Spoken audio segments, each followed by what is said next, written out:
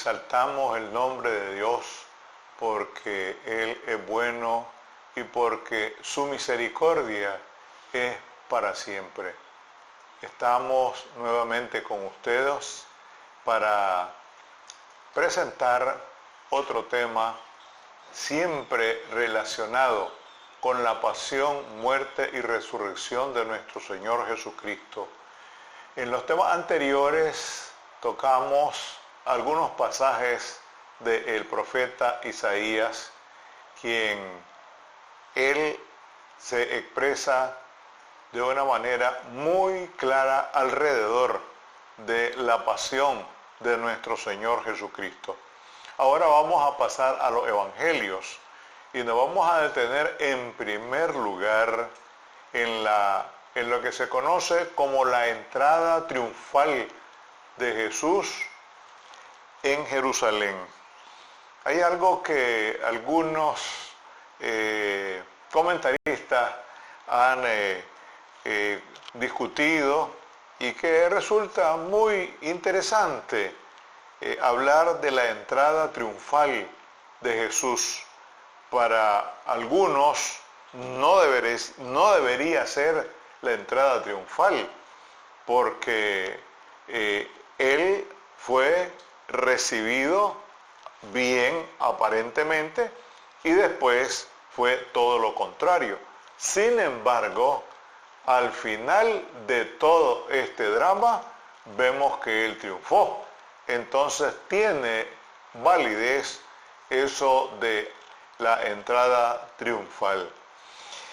En Lucas 19, antes de que Jesús entrara a Jerusalén, o mejor dicho, lo vamos a poner de otra manera, que después que Jesús entró a Jerusalén, según el relato de San Lucas, dice que cuando llegó cerca de la ciudad, estamos hablando de Lucas 19, del 41 al 44, y cuando llegó cerca de la ciudad al verla, lloró sobre ella, diciendo: oh, si también tú conocieses a lo menos en este tu día lo que es para tu paz, mas ahora está encubierto de tus ojos.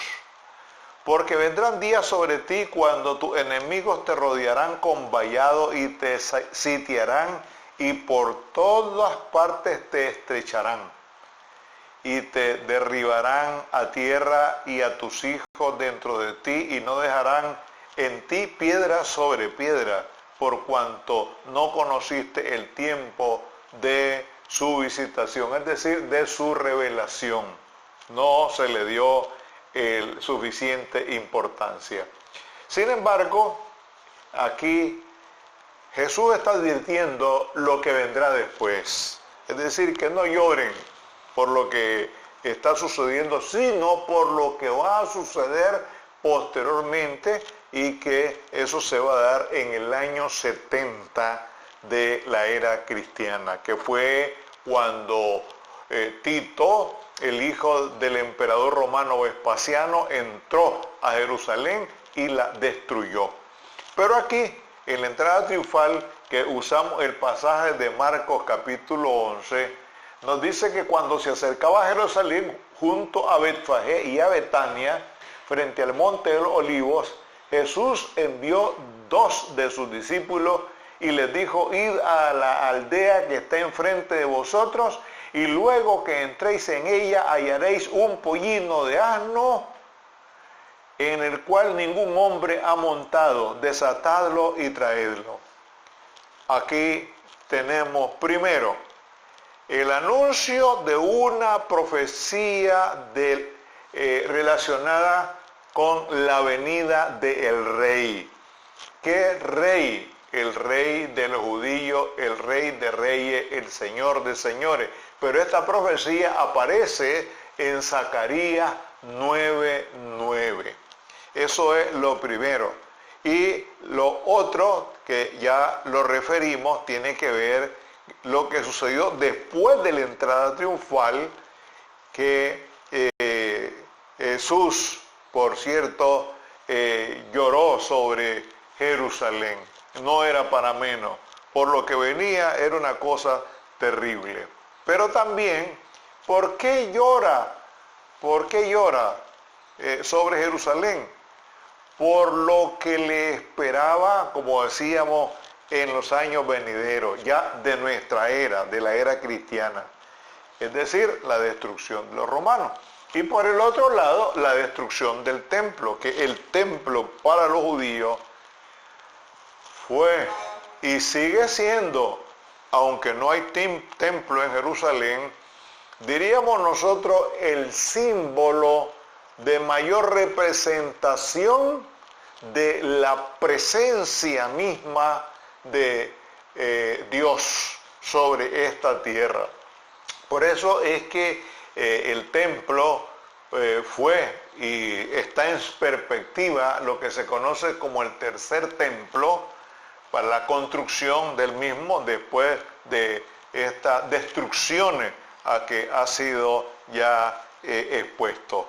Sin embargo, hay algo también que nos debe de llamar la atención, y es que Jesús preparó muy bien todo esto relacionado con su entrada a Jerusalén.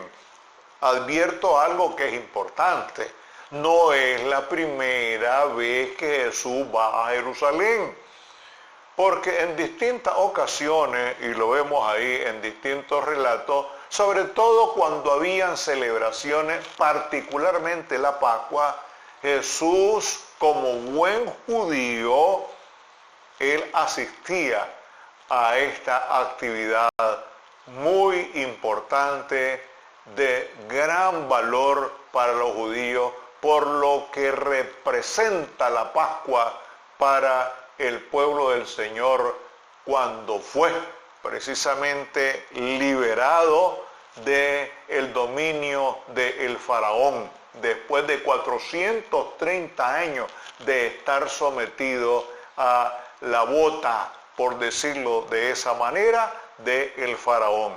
Entonces, Jesús prepara todo este acontecimiento porque Él va a entrar ya con otro propósito. Y este propósito es culminar con la tarea redentora que su Padre le había encargado. Es decir, completar la misión por la cual Jesús vino a esta tierra, enviado desde luego por el Padre, como bien lo dice San Juan. Entonces dice aquí que él, y si alguien dijere con respecto al pollino es un burrito que nadie lo ha montado, óigase bien. Por eso es que este burrito va acompañado de la madre de la burra. ¿Por qué? Porque sabemos que este tipo de animal, cuando están chiquitos, como otros también, o están pequeños, suelen dejarse acompañar de su madre, como también sucede en los seres humanos cuando uno ha pasado por esa etapa. Y en este caso, pues no va solo este burrito, sino que va acompañado de su madre. Y si alguien os dijere, ¿por qué hacéis esto?, decir que el Señor lo necesita y que luego lo devolverá. Como quien dice, vamos a cumplir una misión.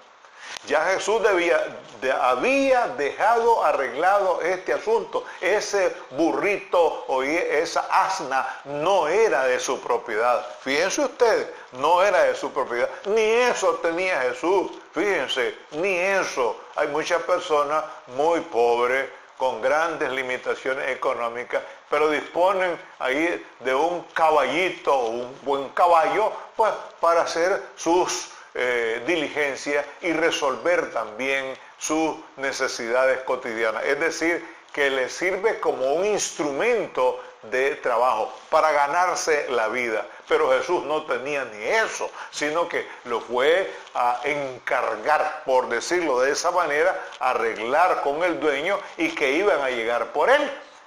Y si alguien os dijere, ¿por qué hacéis esto? Decir que el Señor lo necesita y que luego lo devolverá. ¿Por qué? Porque no es de él.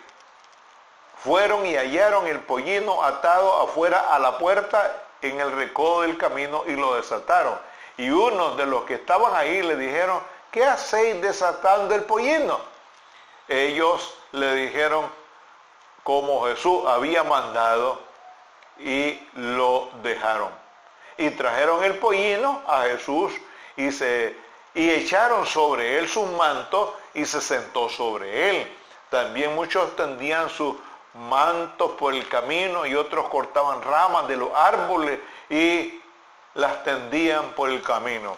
Fíjense que todo aquello es un acontecimiento, hay una alegría, hay una algazara, hay una algarabía, porque se trata de que está entrando el rey de los judíos a Jerusalén. Pero ¿dónde está el fondo del asunto? ¿Por qué la gente se comporta de esta manera?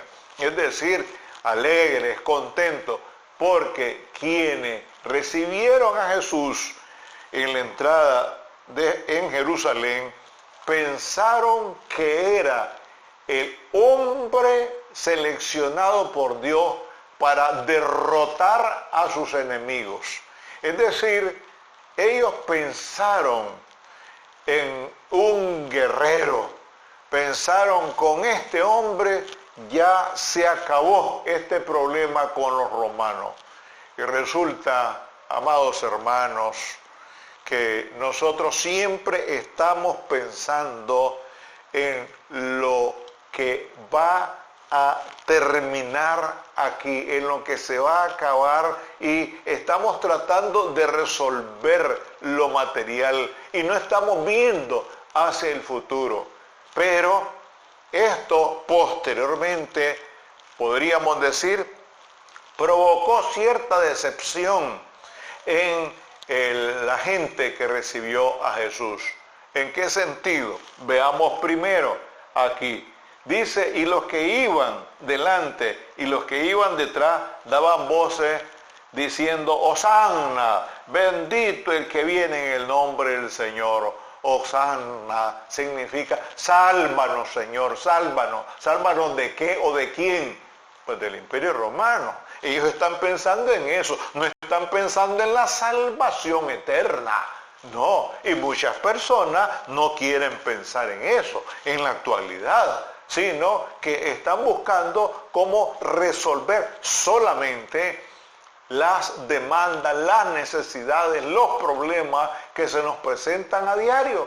Y eso es una realidad. Sin embargo, lo más importante es que nosotros pensemos dónde es que vamos a pasar la eternidad. Eso es lo fundamental. Debería ser lo prioritario en cada uno. Entonces, aquello es una alegría. Sálvanos significa Hosanna. Bendito el que viene en el nombre del Señor. Vean ustedes qué recepción más hermosa, más agradable. Sin embargo, las cosas después dan un giro de 180 grados.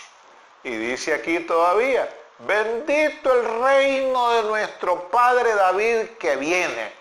Hosanna en la altura. Vean, una alabanza extraordinaria. Y algo también que es bastante interesante cuando dicen bendito el reino de nuestro Padre David que viene. Es que sabemos perfectamente bien que el papel de David cuando él reinó, que por cierto fue el segundo después de Saúl, fue de gran relevancia, de gran trascendencia. David dejó todo un legado, dejó toda una trayectoria de gran impacto entre los judíos, sobre todo por la forma en que él condujo al pueblo. Creo que fueron más o menos unos 40 años que hubo paz, porque David fue facultado por el Señor para hacer toda una tarea hermosa en el pueblo de Israel. Pero aquí viene la otra parte, y es que recordemos que así como Jesús entró a Jerusalén, Él también quiere entrar en nuestra vida. Pero fíjense que para que Jesús entre a nuestra vida, nosotros debemos de limpiar con su ayuda nuestra vida. Y ese es el sentido de esto.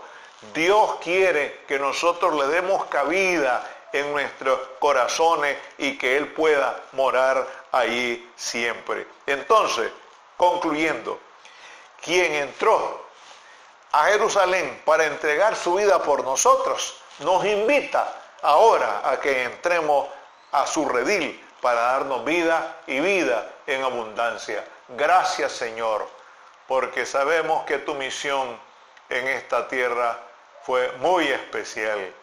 La misión de salvarnos del pecado, de la muerte y del infierno. Gracias también te damos, Señor, porque en medio de las dificultades, de los problemas, de las adversidades, sabemos que podemos contar contigo. Danos sencillez, danos humildad y danos la capacidad y la inteligencia y la prudencia suficiente para darte cabida en nuestros corazones. Gracias, Señor, por todo. En Cristo Jesús te lo pedimos y te damos la gracia. Amén.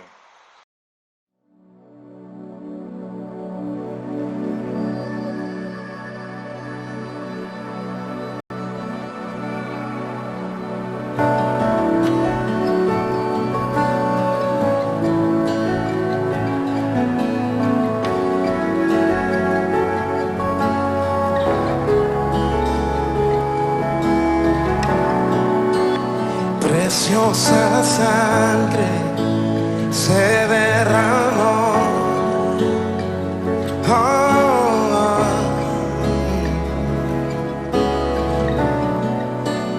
preciosa sangre fluyó por amor,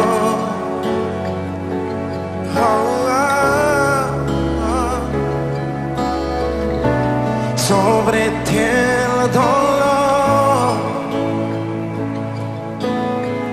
tus venas lloraron. Jesús, Jesús, Jesús.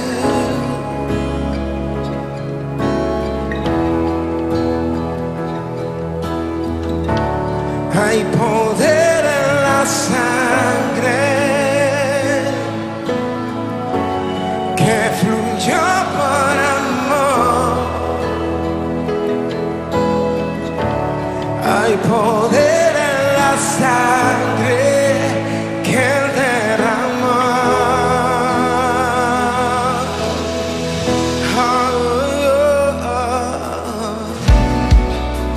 Preciosa sangre que me purificó. Gracias, Señor.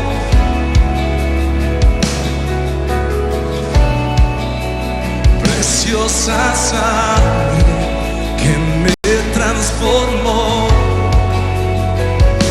Jesús, gracias. Sobre ti el dolor, tus venas lloraron.